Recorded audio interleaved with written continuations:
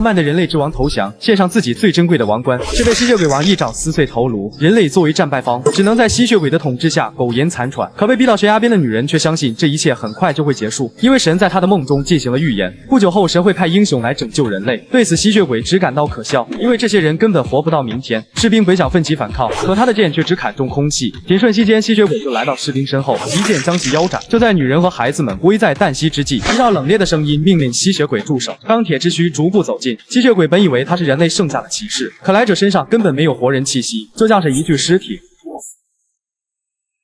吸血鬼万万没想到，居然有人类能瞬间跳出10多米，被轰穿心脏的吸血鬼化作飞灰。另一吸血鬼意识到不对劲，爆发全力朝钢铁之躯突袭，这剑刺分明击中钢铁之躯心口，然而他却纹丝不动。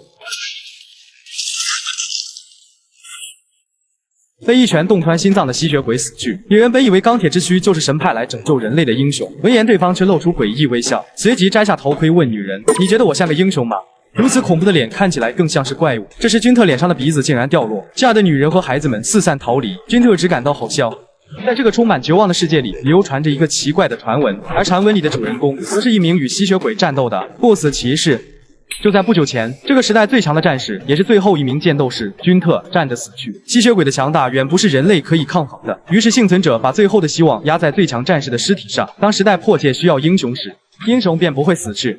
尸山血海之上的君特气喘吁吁，隐约间他似乎听到了什么声音。做得好，君特，这次你也活下来了。在某个瞬间，君特混沌的双眼恢复清明，幸存者们顿时为成功而欢呼。君特不明白这是怎么回事，自己不是已经死了吗？怎么变成一个没有四肢的怪物？阿里安说明，你不是怪物，而是人类最后的希望。光头继续说，你的大脑里有一个特殊的生命维持装置，除非内含装置的大脑被损坏，否则就算身体爆裂也不会死。更神奇的是，可以安装经过改造的身体部位，装上特制肌肉，将拥有超越普通人数10倍的力量。闻言，君特听明白了，这些人想把自己打造成能和吸血鬼战斗的英雄。阿里安激昂着邀请君特和他们一起为人类而战，拯救人类的英雄。这个称号听上去是挺酷的。在那之前，君特有一个条件，拜托他们走近点听。可是当光头靠近时，脑袋却被猛地夹住。君特才不想跟这些恶心的家伙胡扯，他之所以能成为最强战士，就是因为要人命不眨眼。虽然吸血鬼令人厌恶，但人类也没好到哪去。竟然擅自把君特搞成这副鬼样子，还企图让他为人类而战，实在是痴人说梦。如果不想看到这家伙脑袋开花，就赶紧把4肢给我装上，然后放了我。这个时候，阿里安居然还有闲心看时间。就在君特因此嗤笑时，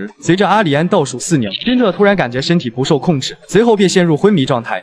不知过去多久，君特重新苏醒。光头警告他以后最好老实点，毕竟无论是动物还是机器，都得靠动力活动和运转，而支撑君特身体的动力源就是活人的生命。只有通过这个装置和阿里安相连，君特才能被注入生命并得以行动。一旦断开连接，能自由活动的时间就只剩2小时。像阿里安这样移植了生命动力化装置的人，被称为动力人。数百名志愿者中移植成功的就只有阿里安一个。也就是说，君特要是不想当挂件，然后和人类共同灭亡，就必须要保护阿里安与吸血鬼战斗到底。还没等君特做出选择，放风的幸存者惊恐大喊：“不好了！”下一秒，他的身体便被刺穿。本萨尔手下的吸血鬼要找长相好看的家伙带回去。光头没想到吸血鬼这么快就找到这里。君特怒斥：“你想活命，就快把4肢给我装上！首先需要有人去拖延时间。”队员们却相互推脱，想让佣兵出身的光头队长去。自诩指挥官的光头呵斥他们赶紧去战斗。可如今只剩4名幸存者，队员们才不想送死，还是阿里安拿起弓弩去争取时间。奈何双方实力差距太大，阿里安射出的弩箭被吸血鬼轻松握住，而吸血鬼的突进速度又极快，转眼间就来到阿里安身前，猛地掐住他的脖子。2只吸血鬼都想要这漂亮的脸蛋，甚至为此争论起来。很快他们就要因自大付出代价。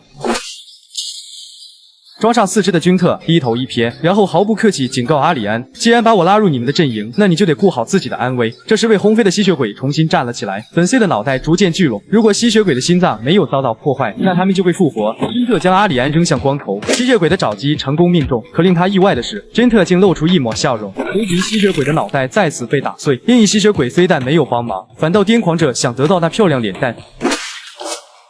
虽然君特看起来完全压制住吸血鬼，但阿里安敏锐察觉，他的力量虽得到增强，速度却下降到普通人水平。意识到这点的君特有意避开了吸血鬼的心脏。阿里安看出这个疯狂的男人竟然是在享受战斗。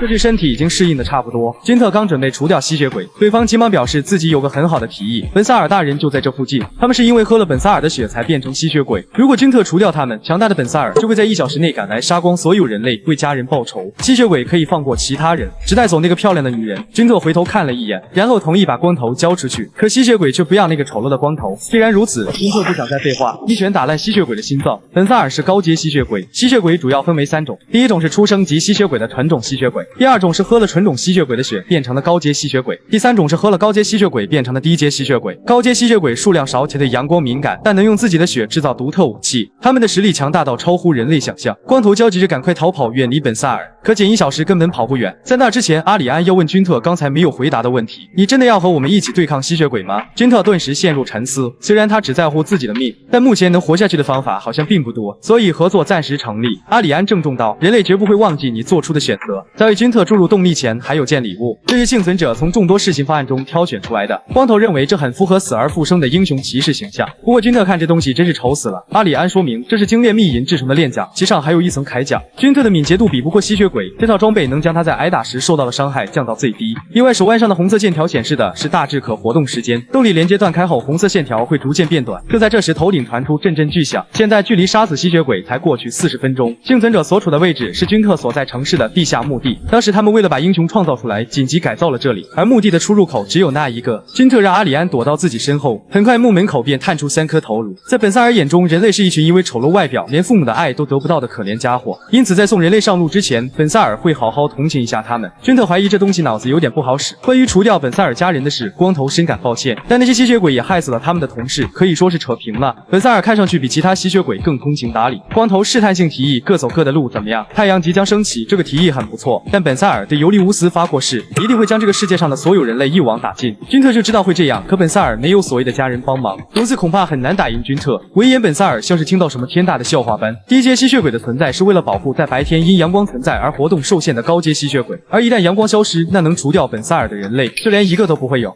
惊悚的脸皮衫怎么看都不像只吸血鬼。阿里安看出本萨尔似乎利用血把撕下来的脸组合在了一起，他的本体肯定藏在这些脸中。本萨尔的身躯虽庞大，移动速度却也很快，万幸有君特救下阿里安。现在阿里安需逃到一个安全的地方，眼看本萨尔即将袭向其他幸存者，君特的铁拳先一步抵达，强悍的力量轰烂了大片脸皮。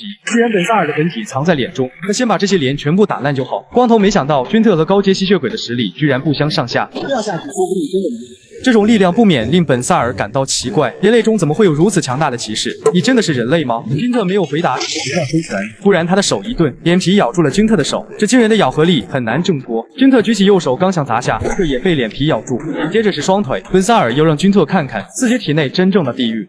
多年前，在人迹罕至的垃圾场里，有一个婴儿在哭，或许是因为没能感受到母亲的体温。可是婴儿迫切地呼喊了几天，却没有一个人寻来。不知为何，他的哭声也逐渐消失。不再哭泣的婴儿需要寻找一样东西，它不是父母温暖的手，也不是来自某个人的关心和帮助，而是通过自己的力量，在这个残酷世界里活下来的方法。这些脸咬人的力气确实很大，君特无法同时应付这么多脸。就在他飞速思考对策时，脸皮深处突然传出怒斥吸血鬼的声音。大量脸皮鼓励人类不要放弃，邪恶终会被打败。本萨尔戏谑道：“他是为了100多个人类只身对抗吸血鬼的英雄，不过现在只是我众多收藏品中的一个。这些都是帅气又美丽的脸，是本萨尔从拯救人类而牺牲的英雄中挑选出来的。在这里，崇高的牺牲精神被定格，直至人类灭亡的那一刻。”本萨尔很想知道这个地狱是不是特别美，确实令人印象深刻。但君特感觉自己的脸不适合这里。本萨尔很疑惑：难道你长得令人惨不忍睹吗？随后，旁边的脸皮咬下了君特的头盔，怪物似的脸令本萨尔阵阵汗颜。是他给了君特一线生机，毕竟君特也有一口好牙。看着疯狂撕咬脸皮的君特，本萨尔只感到可笑，任何人都别想从这个地狱逃出去。然而君特才不是任何人，他就是君特，是个无论如何都会活下去的疯狗。君特的手终于得到解放，光头没想到居然就这样结束了。他之前就说过不该把未来压在尸体骑士身上，现在人类是彻底没希望了。就在这时，脸皮群开始晃动，君特硬生生砸出一条路，光头就知道他能做到。如今君特的双腿已经殆尽，必须得改变战术，近身战没有胜算。这次的战术是在太阳升起前拼尽全力逃出去，还不等光头头反应过来，君特就带着阿里安跑路。这里还有几个备用四肢以及经过改造的半成品人体武器，不过没时间安装了。君特让阿里安抓紧自己，脸皮群不断搜索着漂亮脸蛋，距离日出还有5分钟左右，出口离得有点远，得先躲着等待时机。依靠铁架苦苦支撑的光头哀求君特快来救命啊！刚好君特打算拿他们当诱饵，趁机逃出去，这是为了人类的未来不得已做出的决定。君特问阿里安能明白吗？可看着阿里安的眼神，君特顿时有种不妙的感觉。果然阿里安主动现身，吸引本萨尔注意。君特暗骂一声，只能现身救下阿里安。事已至此，只能尝试正面突破。君特朝着木门处狂奔，脸皮群紧随其后，却因毫厘之差错过。君特的勇气令本萨尔动容，所以他一定要拉君特进入自己的地狱。通道前方出现光亮，眼看就要成功脱困，追上来的脸皮却再次咬住君特的手。君特没有犹豫，四段一臂，继续往外冲。太阳果然已经升起，还不等君特缓过劲来，阿里安就被窜出来的脸皮群拖走。仅剩一臂的君特已无法再战。高阶吸血鬼惧怕阳光，哪怕只是短暂接触，本萨尔都伤得不轻。家人们慌忙着关心本萨尔大人没事吧？他没能为死去的家人报仇，因为那里有个怪物般的骑士。家人们只要大人没事就好，他们会去为死去的家人报仇。可本萨尔不想再失去任何家人，他一定要亲手解决掉那家伙，所以需要更多人脸。这次家人们精挑细选，带回34个美丽的脸。不过本萨尔最喜欢的还是阿里安的这张脸，本萨尔会让他在自己体内待到人类灭亡的那一刻。君特焦急着让光头快点安装，自由活动时间只剩不到1小时。君特忍不住问，就算没有那个女人，不久后只要有新的动力人被开发出来，不也会再次醒来的吧？光头却直言这是不可能的。君特大脑中装置的作用是让死去生物始终保持行动自如的状态，腐烂的面目全非的尸体是无法醒来的，黄金时间是3天，也就是说要是3天内没有对君特及时抢救，他就无法再醒过来。幸存者之所以着急就地创造君特，正是因为担心尸体腐烂。新动力人的开发工作在未来几年都难以进行，所以如果没有阿里安，君特必死无疑，实在难以置信。君特很好奇那个装置到底是什么，不过现在彼此间的信任不够，光头还不能告知。安装很快进行完毕，光头为君特的右臂准备了特别的武器，因为君特说和本萨尔近身战没胜算，这是经过改造的半成品人体武器，能用于远距离战斗。看着这个武器，君特不免轻笑一声。与此同时，本萨尔正在享用美味，且是他的工具，也是他的思想。被血液包裹的人类很快瘫倒在地，可眼睛却猛地睁开。他的意志已被本萨尔同化，下一个就是阿里安，他们就要合为一体了。即便死到临头，阿里安眼中也没有流露出丝毫畏惧。本萨尔最喜欢这种正义之眼了。阿里安却突然问：“有人拯救过你的心灵吗？”这句话很有趣。本萨尔打算剥下他的脸，不断循环这句话。就在这时，人群中的英雄突然暴起，趁着本萨尔放松警惕的这一刻，人类将除去这一大敌人。然而现实很残忍，偷袭的英雄还是太弱了。不过他相信还会有其他英雄来割下本萨尔的心脏，因为人类有永不磨灭的意志。每次遇见这样的英雄，本萨尔都觉得开心。为了所谓的信念而牺牲时，露出既恶心又愚蠢的样子，真是可笑。本萨尔这双丑陋的手就是从火场救人时弄伤的，现在他都还清楚地记得，在难以呼吸的炙热和皮肤融化的痛苦中，为了救更多人而奔跑的样子。最后虽短暂换来对英雄的赞美和人们的尊敬，可本萨尔听到更多的是人们的蔑视和失望。理由很简单，就因为这张被火烧过的脸。